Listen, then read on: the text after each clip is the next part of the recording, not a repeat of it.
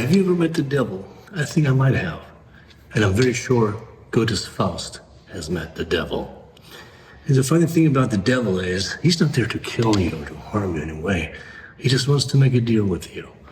And in order for this deal to go ahead, he will give you something that you really want, the one thing you desire most in this world.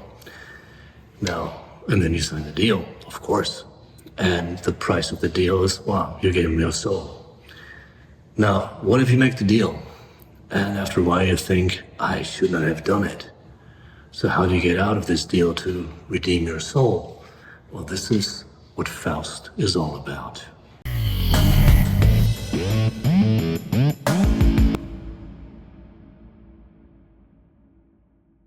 All right, welcome everyone to this new video. Today I'm going to talk about Goethe, and I'll give you a short introduction to Faust. Well, this is, before we start with Faust, which is Goethe's most, well, let's say, notorious, most well-known and most infamous work, we have to see who Goethe, the man himself, was to understand what he wanted actually with his Faust.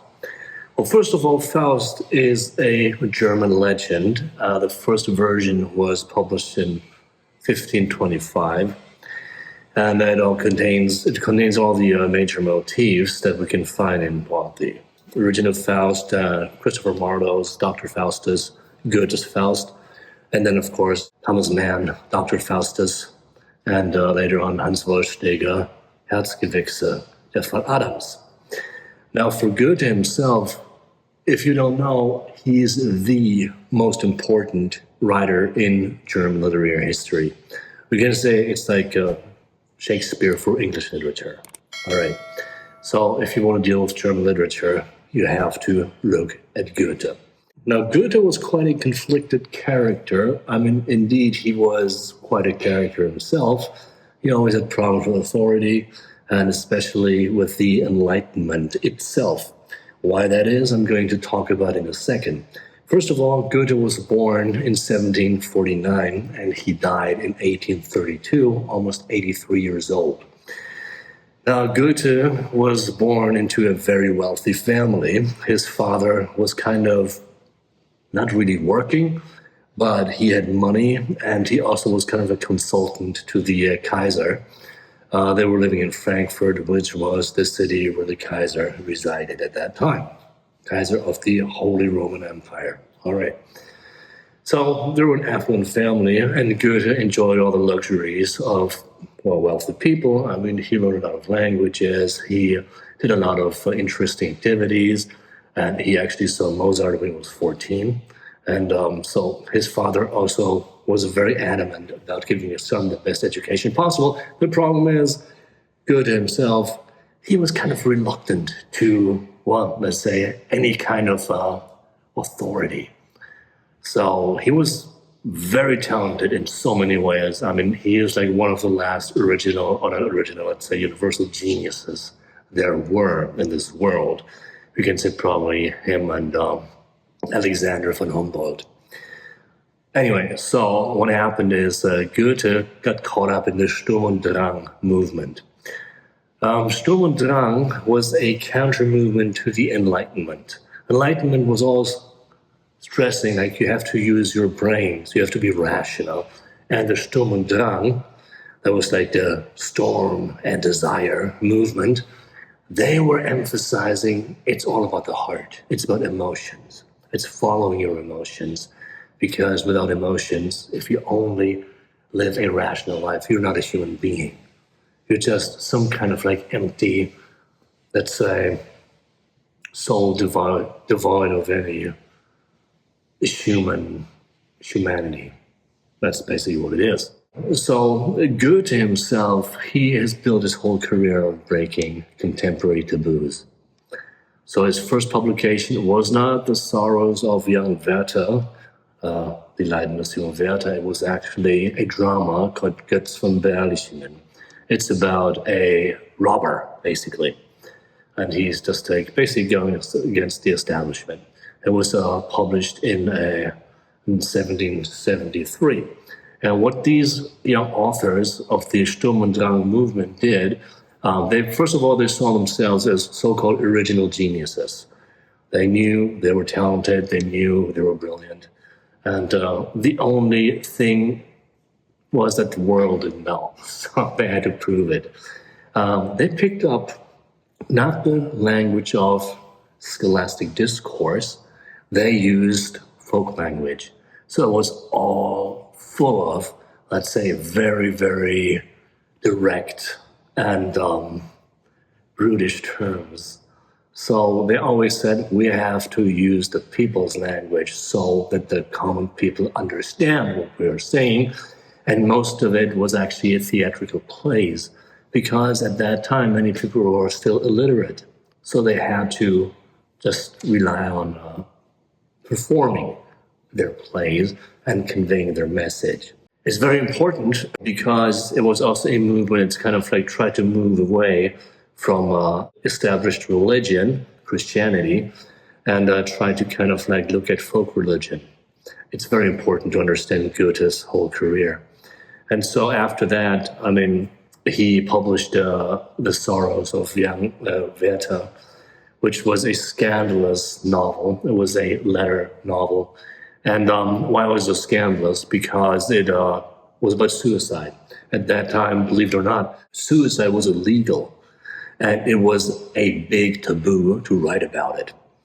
So unfortunately, after Goethe published his book, there was a whole epidemic about suicides because people just loved his novel. It's like, okay, now I cannot have the woman I desire, so I'm just going to kill myself. And so that was kind of really too much for the authorities. And Goethe, well, he still became a legend at the age of 25, basically. And he had a very, very big admirer, was Napoleon. Napoleon said, like, the Werther is his favorite piece of literature. And he actually also met Goethe after he had defeated the Holy Roman Empire in 1806. And so he just wanted to meet his favorite author. After that, Goethe wrote the Faust, was published in 1808.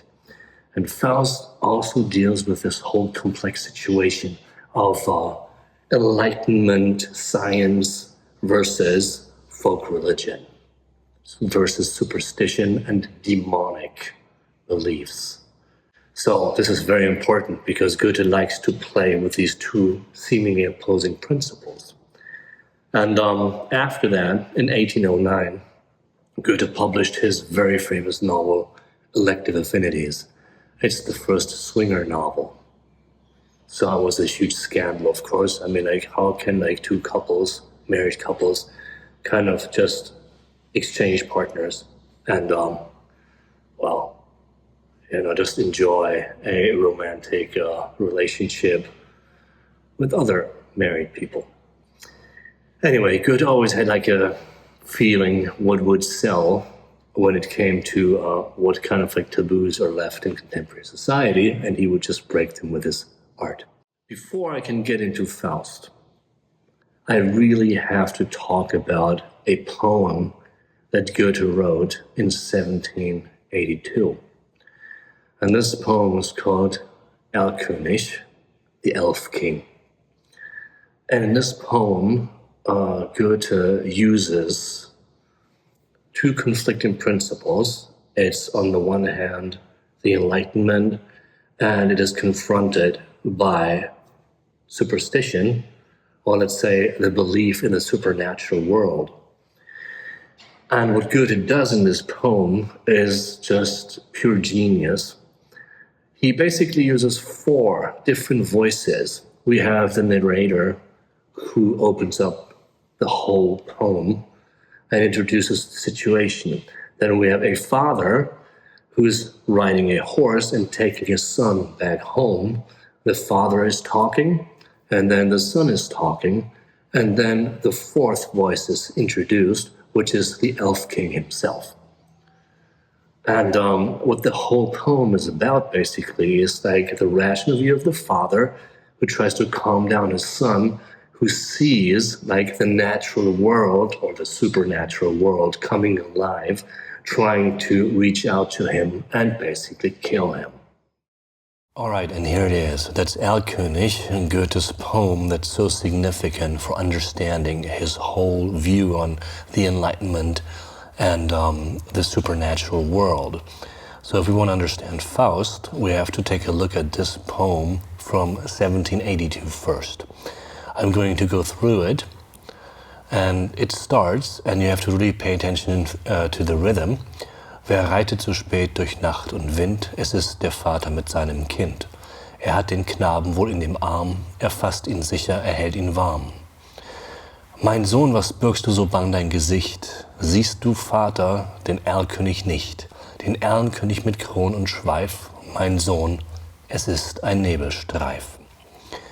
So first of all, the rhythm it's the hexameter rhythm. It's like da da da da da da da da da da da da da da da. What Goethe is doing here is like he's mimicking the horse, the running horse with the father and the child on its back with this rhythm. So they're riding through the night, and the narrator starts. So who's riding through the night and through the wind that late? It's the father with his child, and he is holding the boy in his arms. He's holding him tight and secure and warm. And then the father asks the son, my son, why are you hiding your face? And the son now answers, Father, don't you see the elf king? The elf king with his crown and his long tail. And then the father again, my son, this is only the fog. So the son is seeing something that the father does not see. Right now we have three voices. We have the narrator who is starting off the story and is setting the scene, and then the father and the son having a conversation. And the father is trying to be rational about things, but the son is seeing something different. Du liebes Kind, komm geh mit mir, gar schöne Spiele spiel ich mit dir. Manch bunte Blumen sind an dem Strand, meine Mutter hat manch gülden Gewand. Mein Vater, und hörest du nicht, was Erlkönig mir leise verspricht? Sei ruhig, bleibe ruhig, mein Kind, in dürren Blättern säuselt der Wind. And now it's the elf king talking. He said, my dear child, come with me.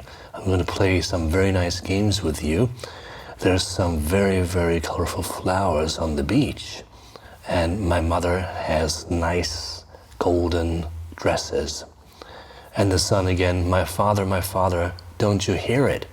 That elf king is promising me these things. And the father, be quiet, calm down, my child. It's just the wind moving the leaves. And it's going to get much worse from here. Willst, feiner Knabe, du mit mir gehen? Meine Töchter sollen dich warten schön. Meine Töchter führen den nächtlichen Rhein und wiegen und tanzen und singen dich ein. Mein Vater, und siehst du nicht dort, Erlkönigs Töchter am düstern Ort? Mein Sohn, ich sehe es genau, es scheinen die alten Weiden so grau. So, it's the elf king again. Why don't you just come with me? I have beautiful daughters. They will take care of you and dance with you through the night. And then they will tuck you in to sleep. And the son is panicking, my father, don't you see over there, it's Elf King's daughter at that dark place. And the father says, well, my son, I see it very clearly. It's just those old willows that are shining through the night. Ich liebe dich, mich reizt deine schöne Gestalt, und bist du nicht willig, so brauch ich Gewalt. Mein Vater, jetzt fasst er mich an, Erlkönig hat mir ein Leids getan. Dem Vater grauset's, er reitet geschwind, er hält in Arm das ächzende Kind. Er reicht den Hof mit Mühe und Not, in seinen Armen das Kind war tot. So the Elf King is starting again. I love you. You are such a beautiful, beautiful boy. And if you don't come with me, if you're not willing to come with me, I'm going to use force. And the son is panicking even more. My father, now he's touching me. And Elf King hurt me. Now the father's panicking too, so he gets afraid and is riding faster. He's holding the wailing child in his arms. He comes back to his yard, barely makes it back, but the child in his arms was already dead. So we can see here, it's like the rational view of the father is confronted with this supernatural world that is trying to intrude into their world. And in the end, all the rationality the father is using is just useless, because what the child is seeing, whether it's true or not, well, it's still killing him. So maybe he was sick, maybe the supernatural world killed him, some demonic force.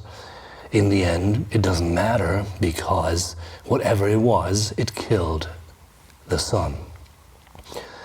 So for Goethe, this is very significant actually for many of his works, especially for Faust, because we have this dichotomy between the rational scientific view and the supernatural metaphysical world.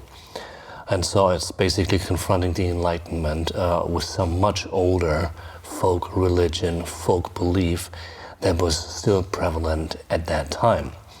And Goethe is also warning against that. You should not think that this world doesn't exist and that this world is not powerful and just reaches into our new enlightened world. So this is kind of like the first step we're going to take to get deeper into Faust. And next time I'm going to introduce Faust, the characters, the beginning of the book, and we'll look deeper into all these very interesting metaphysical aspects.